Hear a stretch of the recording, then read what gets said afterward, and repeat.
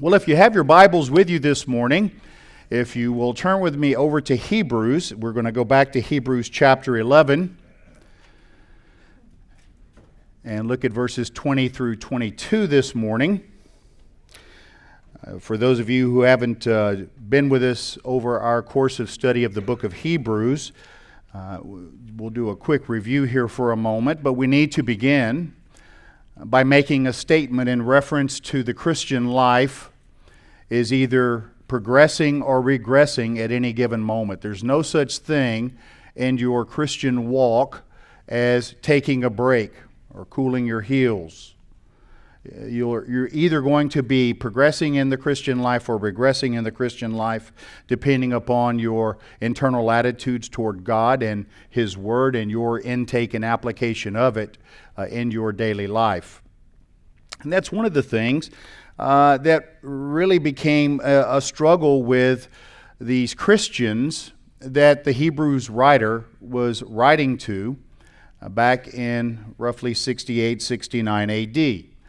These folks had been Christians for roughly 30 years, and there was persecution that was coming in on the church. These are primarily Jewish Christians, and because of the persecutions that were coming into the church, many of them had the idea that they would just leave the church and go back and rejoin the community of the Hebrew traditions. Something at this time which would have been possible because you'll remember the temple doesn't not get destroyed until 70 AD. So at the time that the writer to the Hebrews is writing this epistle, the temple is still standing and Judaism is still functioning. The author warns that apostasy, that is falling away, leaving the church, is not a viable option. And then after making this premise, the rest of the book, the author makes appeals as to why Jesus is better than anything they could possibly go to, particularly reverting or going back to Judaism. Because he says that Jesus is better than any form of special revelation God has given, to include the angels and the patriarchs of the Old Testament. Jesus is better than the angelic realm. Jesus is better than Moses and Joshua. Those two men were very vital in administering the law and the administration of it after Moses passed away when Joshua took over for Moses. But he says Christ is superior to those individuals, that he's superior to Aaron and the Levitical priesthood. Because Jesus is the high priest of the Melchizedekian priesthood, not the Aaronic priesthood, and because when Christ died upon the cross, where there is a change of priesthood, there's a necessity, a change in law, the writer to the Hebrews tells us, and as a result, one is no longer under the law of Moses, rather we are under the law of Christ. And then he says that, in fact, Jesus is better than the entire Old Covenant system. And that's the arguments that he labors from chapter 1 through chapter 10. He's dealing with doctrinal issues regarding the superiority of Christ over all of those things. And then in chapters 11 through 13, he switches. Very much like the Apostle Paul. If you'll notice when you read Paul's letters, the very beginning of his letters is generally doctrinal issues, and then the latter part of his letters deals with the practical application of the doctrine. And that's very similar to what we find in the book of Hebrews in chapters 11 through 13, in which the writer gets very practical in the application of the truth that he just taught. Now, chapter 11 can be broken in basically two sections. The first is that we have faith being described, and we saw that in verses 1 through 3. And then the rest of the chapter is faith being demonstrated, and we see that in verses 4 through 40. So faith described in verses 1 through 3, and faith demonstrated in verses 4 through 40. And so the chapter begins by explaining what faith is. Now, what's interesting about that is that the author to the book of Hebrews does not give us a definition of faith, but a description of faith. He says, now faith and here he's using the word pistis, that's the Greek word, faith, which is a noun, is the assurance or substance of things hoped for, the conviction of things not seen. So what he's concentrating then is not on defining specifically what is faith, but rather what does faith look like. Dr. Harry Leaf, my theological mentor, said this in reference to this notion that the Hebrews writer is using in chapter 11. Faith issues an obedience and a steadfast endurance. How do we know that? Well, the writer of the Hebrews is going to demonstrate that by giving us the great heroes of faith that we find in the Old Testament. Now, what we covered last time under this section in chapter 11 that we call the Patriarchal Saints is we covered Abraham and Sarah last time, and I said these were the pilgrims, those who you remember Abraham lived in the Ur of the Chaldees, and he packed up and moved to Haran, and then from Haran, God led him over to Canaan. And we saw that in verses 8 through 19 last time. And then today I want us to look at, again falling under the subject heading of the patriarchs, or the patriarchal period, the pragmatist, which we'll look at in verses 20 and 21, and then a prime minister in verse 22. So we saw the pilgrims last time, and today we're going to look at the pragmatist and the prime minister. Now, when we talk about pragmatist, what we're talking about here in terms of these folks that the writer is talking about. The pilgrims were Abraham and Sarah, and then they had a son, Isaac, and Isaac was the seed of promise, that is the child of promise. And we notice that if you look at his story, that we won't be able to do this morning because it'll eat up too much time. But we're looking at the story of Isaac and then his sons, Jacob and Esau, and then Joseph. And the reason we're looking at those is because that's what the writer to the Hebrews brings up in these few verses. That is in verses 20 through 22. So let's begin by looking at the summary statement. Recall, when we talked about Abraham in the past, that God comes to Abraham and he promises him land, seed, and blessing. That's Genesis 12. And then in Genesis 15, Abraham asks God, he says, God, I know you've promised to give me these things, but how can I really put my faith in these things? And so God provides a covenant, if you will, something tangible that Abraham can see and know and recognize in terms of a blood covenant, which you'll recall God puts Abraham to sleep, and then God, in the form of a theophany, goes through the halves of the animals which were cut, thereby ratifying this blood covenant.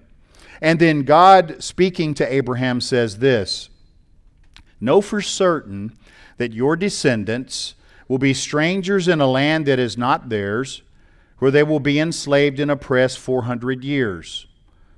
Now, granted, this is God speaking to Abraham about something that will occur in the future.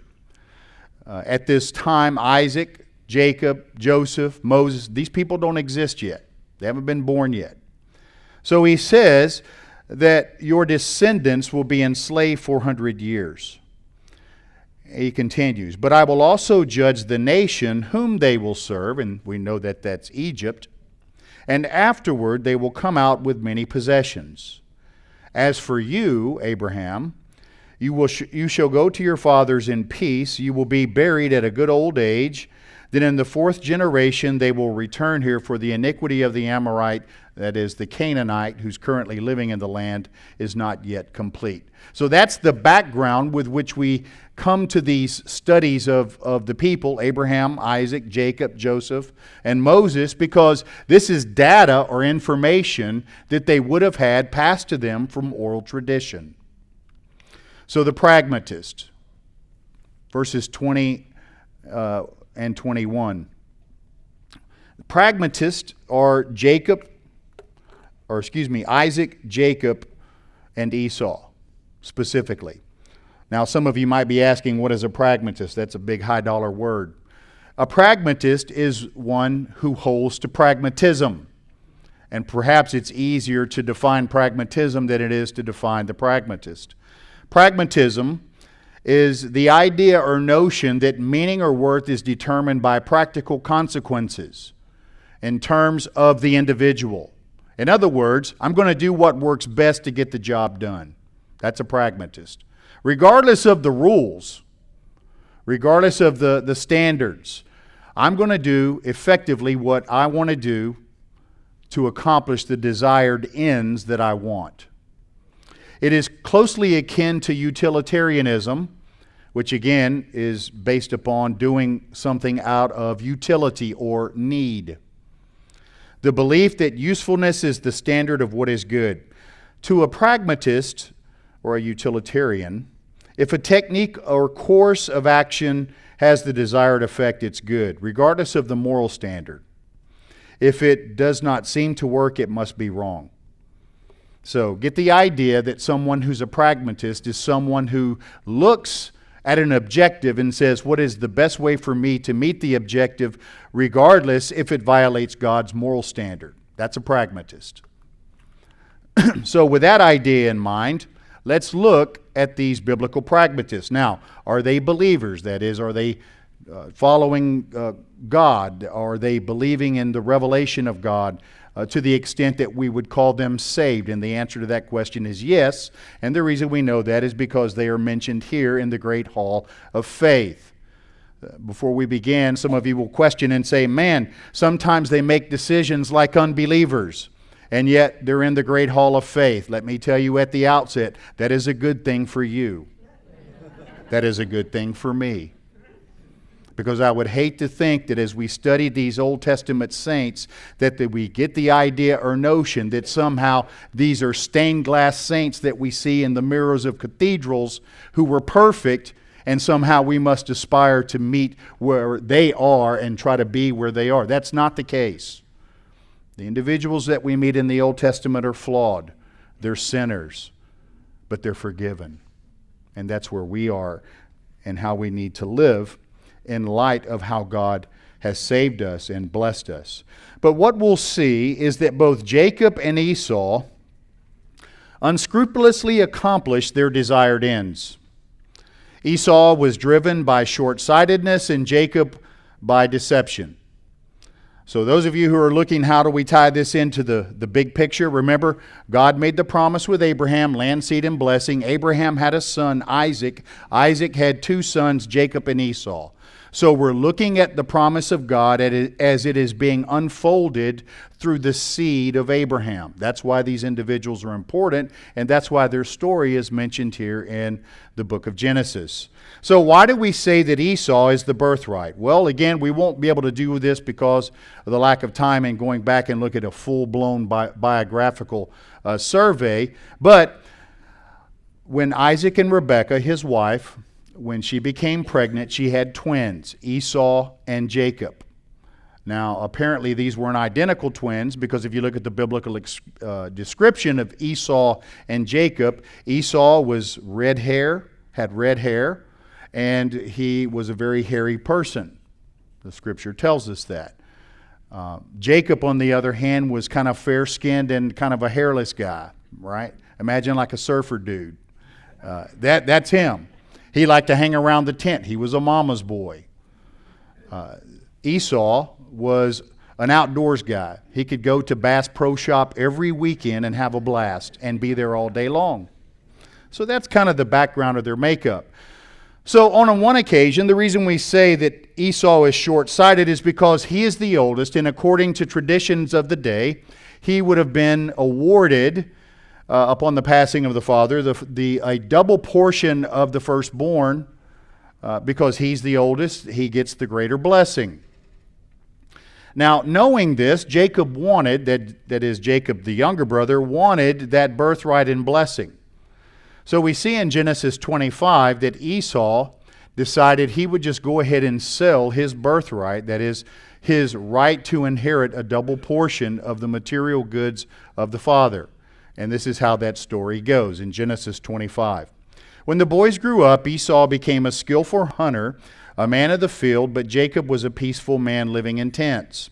Now Isaac loved Esau, that is, the father loved the son Esau, because he had a taste for game, but Rebekah loved Jacob. When Jacob had cooked stew, Esau came in from the field, and he was famished. And Esau said to Jacob, "Please let me have a swallow of that red stuff there, for I am famished." Therefore his name was called Edom. But Jacob said, "First sell me your birthright." Esau said, "Behold, I am about to die.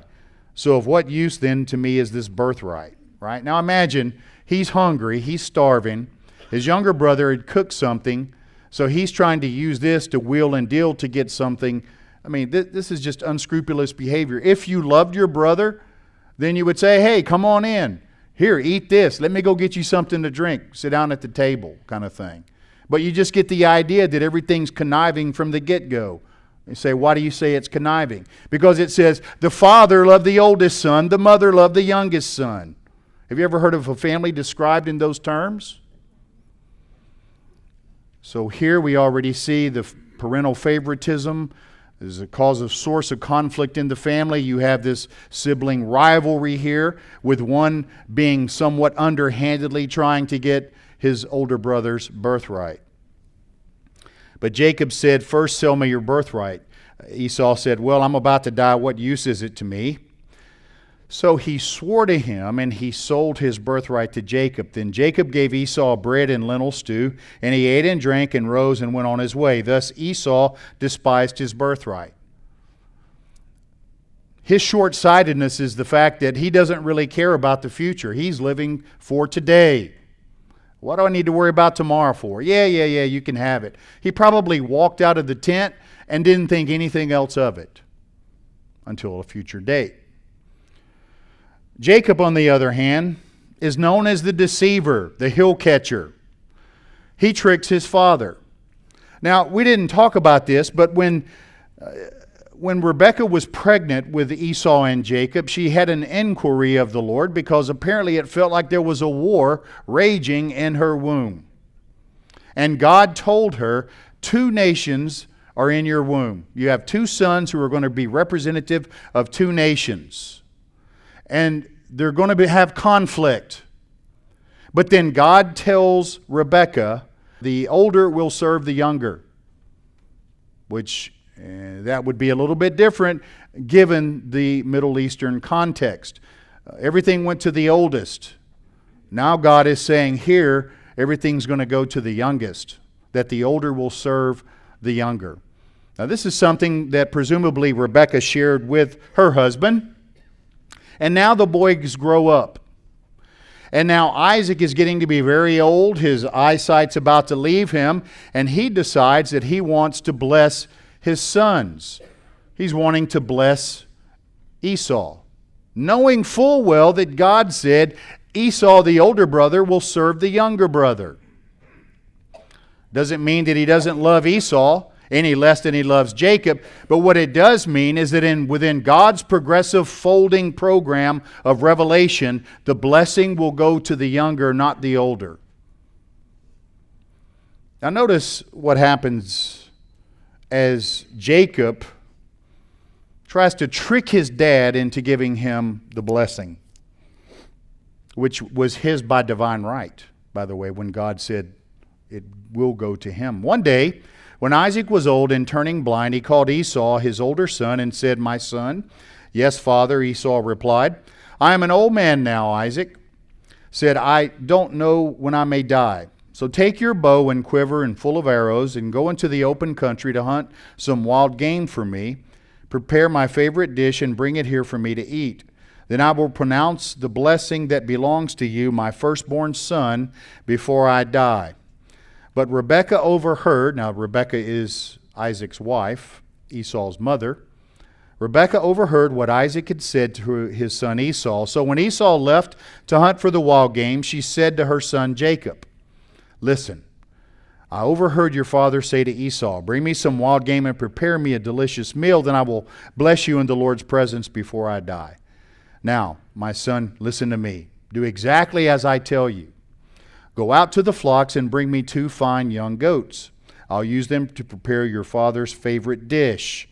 Only a wife would know what her husband really, really loves. Here she's thinking, I'll help you scheming in this matter to give him what he wants. Then take the food to your father so he can eat it and bless you before he dies. But look, Jacob replied to his mother Rebekah, my brother Esau is a hairy man, and my skin is smooth. What if my father touches me? He will see that I'm trying to trick him, and then he'll curse me instead of blessing me. But his mother replied, then let the curse fall on me, my son. Just do what I tell you. Go out and get the goats for me.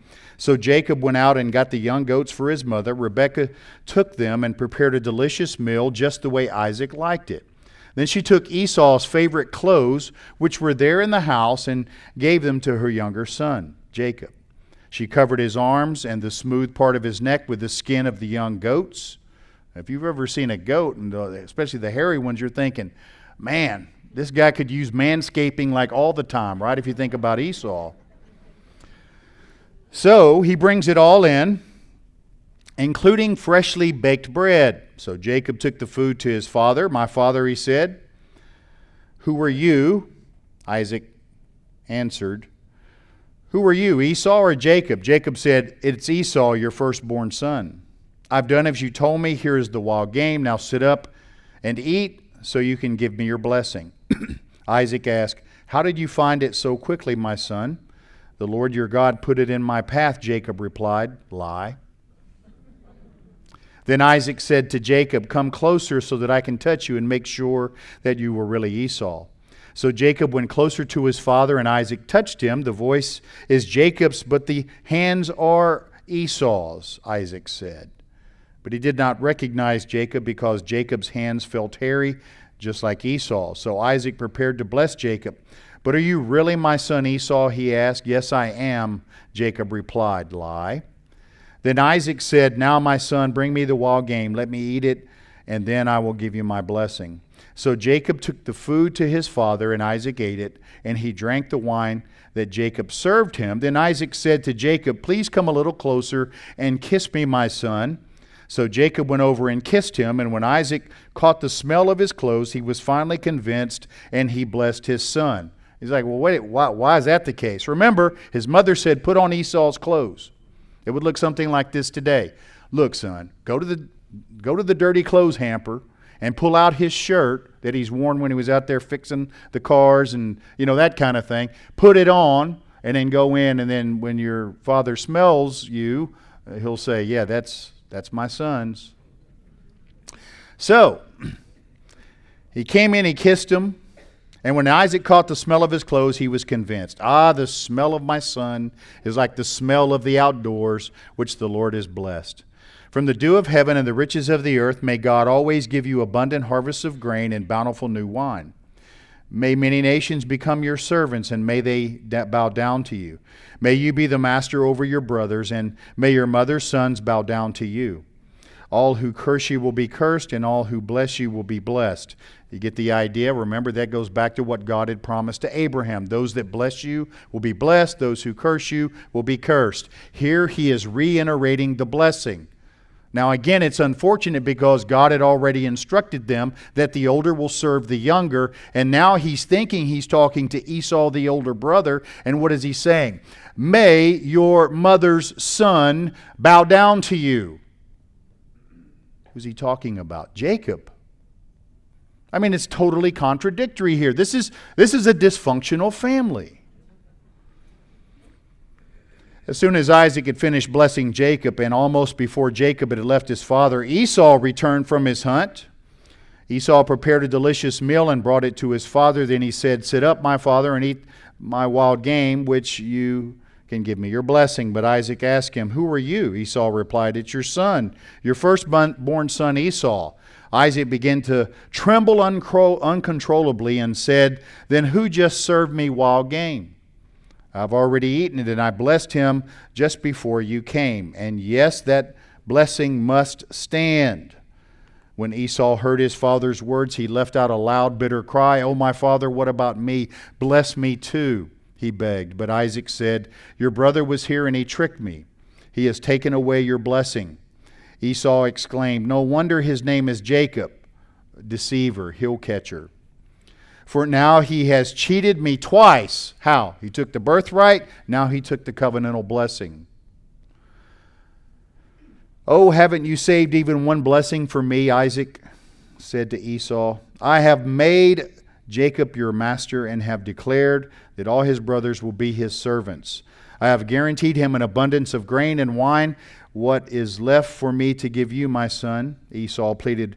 "But do you have only one blessing? Oh, my father, bless me too." Then Esau broke down and wept. Finally, his father Isaac said to him, "You will live away from the richness of the earth and away from the dew of the heaven above." Now here he's speaking to Esau, but back behind Esau are all of his descendants that will become the nation of Edom. And he said, "You will live out in the deserts. You will live by your sword and you will serve your brother. But when you decide to break free, you will shake his yoke from your neck." From that time on, Esau hated Jacob because their father had given Jacob the blessing. And Esau began to scheme. "I will soon be mourning my father's death, and then I will kill my brother Jacob." You know, we look at this and we think, man, this is a terrible story. But do you realize that things like this become entertainment? When I was a kid, there was a television show that began to come on in the late 70s. I know for you younger folks, you're looking and say, did you get that out of the Smithsonian? No, I did not. It was a television show, Dallas, right? And it had this dysfunctional family, and the two older brothers of the show. You had J.R. Ewing, Bobby Ewing. One was kind of a good guy, one was kind of a bad guy. And every week, millions of Americans tuned in to see what kind of conniving, what kind of underhanded things these family members were doing to each other. And for all intents and purposes, this is exactly what we see in Isaac's family. Isaac and Rebekah, that is, with their sons Jacob and Esau. Again, you had favoritism among the parents. You had selfishness abounding in all of their actions. You had foolish business transactions with Esau and Jacob. Sibling rivalry with one wanting to kill the other. Deception, particularly propagated by Jacob, but really propagated by all of them. Fundamentally, what they did is living and doing what they thought best to accomplish their own personal desires. They were the pragmatists. Forget about what God said. Forget about God's standard and how we're to apply it. I know God told me that the older will serve the younger, but I want to bless Esau and give him all the stuff. Sometimes questions are raised theologically as, well, if all of these things were done underhandedly, how is it that God let it all happen? I mean, He had already told them what to do. Why did He allow all of this sin in this family's life? And yet, how was He still able to pull off that promise that the older would serve the younger? Here's how. Because God can use the responses, decisions, and actions of creatures, even though they have the intent and motive to want to benefit themselves, He can use the intents and motives of free creatures to accomplish His greater purpose. What it means is God can hit a home run with a crooked bat every single time. And that's exactly what He did. They are still responsible in terms of the moral standards they rejected and the sins that they committed. But the lesson for us is, as we live our lives, we could do what they did, that is, live life as a pragmatist. Many Christians do that already. They come in on Sunday mornings, listen to the message go in one ear and come out the other, and they're no better for it when they leave. They simply live life as practical atheists, only calling upon the name of the Lord when they really, really need something. That's not the way God intended us to live. He intended us to live, to wake up in the morning time, that we would hang the essence upon who we are, upon every word of His book, so that when people see us, they see Christ in us. So why are people like this in the Great Hall of Faith? Because it teaches us that we are human beings who are not perfect, only forgiven. One pastor put it this way. He said, quote, "The church is not a retirement center for spiritual fat cats. It is a recruiting center for fallible yet forgiven sinners in the army of the living God. Fruchtenbaum said it this way. He said, Isaac knew the blessings he gave would come to pass because they were prophetic blessings. They were future blessings predicting future things for Jacob and for Esau. They were things that were still future, and therefore it entailed waiting with patient endurance. Although Isaac blessed the son he did not want to bless and vice versa, nevertheless, by faith he knew that what was prophesied in those blessings would come to pass, and this is an example of future faith, and that's why they are listed in the Great Hall of Faith. Yes, we may sin daily, and yes, there's always going to be room for improvement in our sanctification process, but the emphasis here is upon what's in the heart. What's the big picture? What are they really believing? And what the writer is saying is that they're believing the right things about God in terms of His Word and the fulfillment of His promises. Moreover, and some of you may be thinking, wow, I had a family just like Jacob and Rebekah, or Isaac and Rebekah and Jacob and Esau, living in a dysfunctional family. Perhaps that's maybe even the family environment that you had. But the good news is that where Isaac appears to have screwed up with Jacob and Esau, he was able to go back, and God gave him another chance with his own grandchildren. That is Joseph's son. And he was able to bless them. Jacob blessed his grandsons in light of God's unfulfilled promises. Verse 21, by faith Jacob, as he was dying, blessed each of the sons of Joseph and worshipped leaning on top of his staff. Now, Fruchtenbaum said this. He notes that Jacob was dying, that he was dying shows that he knew that he would die before God's promises were going to be fulfilled. The promises of what? Land, seed, and blessing.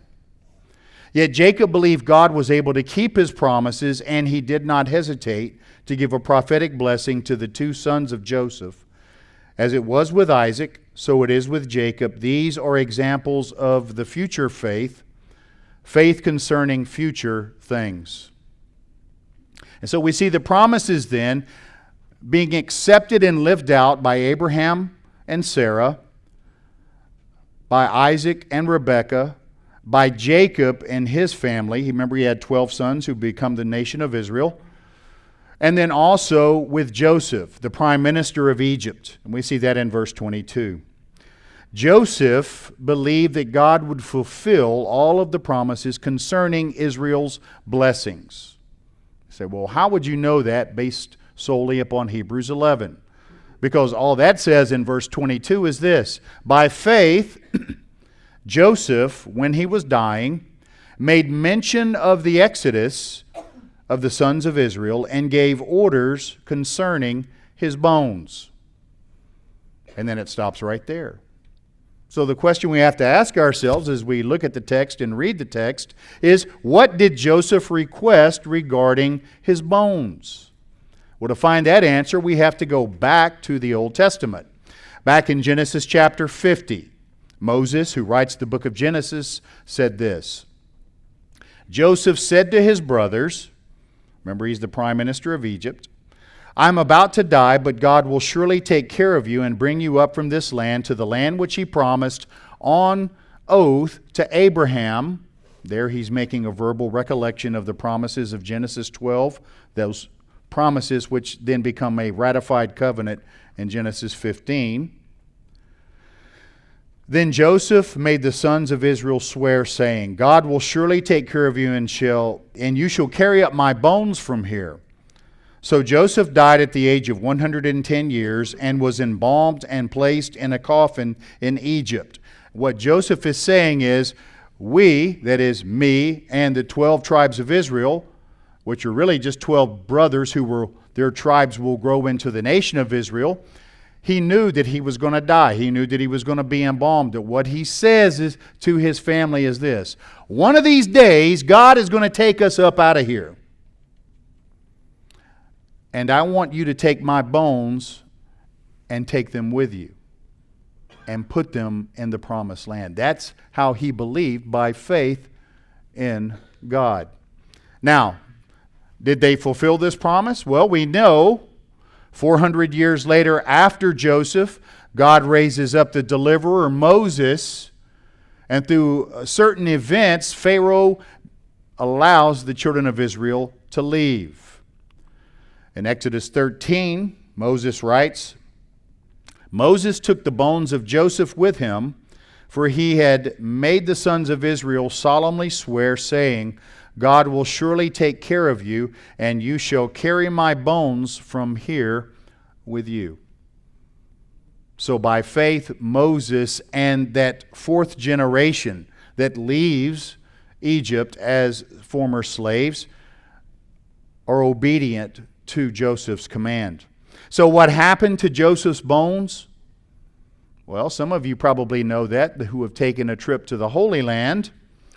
Joshua 24 tells us, Now they buried the bones of Joseph, which the sons of Israel brought up from Egypt at Shechem, in the piece of ground which Jacob had bought from the sons of Hamor, the father of Shechem, for 100 pieces of money. And they became the inheritance of Joseph's sons.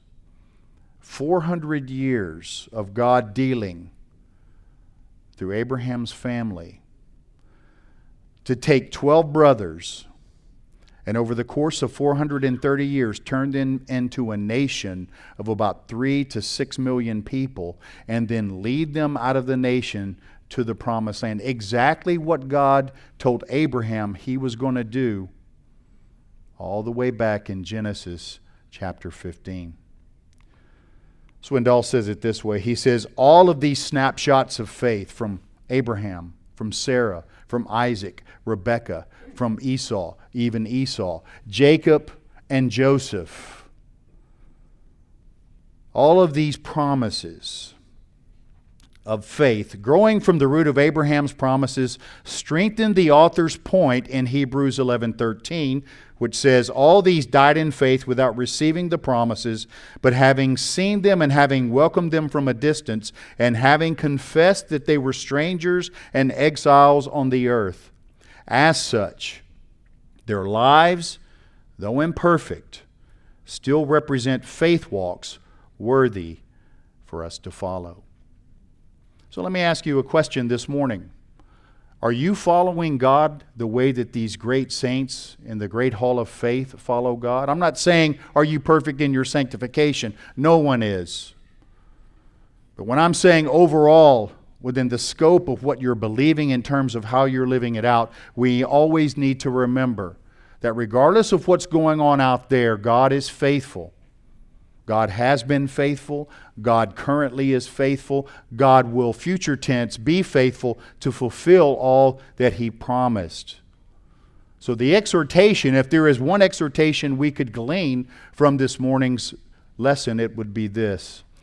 Don't get so focused on the issues and material things of this present life that we end up forfeiting the blessings of our inheritance in the future when Christ returns. The exhortation that the writer to the Hebrews is trying to tell his audience, as I am trying to tell you, is this: stay faithful until the end. Paul says it this way in Philippians 3.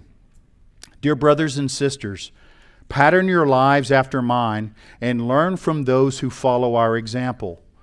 For I have often told you before, and I say it again with tears in my eyes, that there are many whose conduct shows that they are really enemies of the cross of Christ.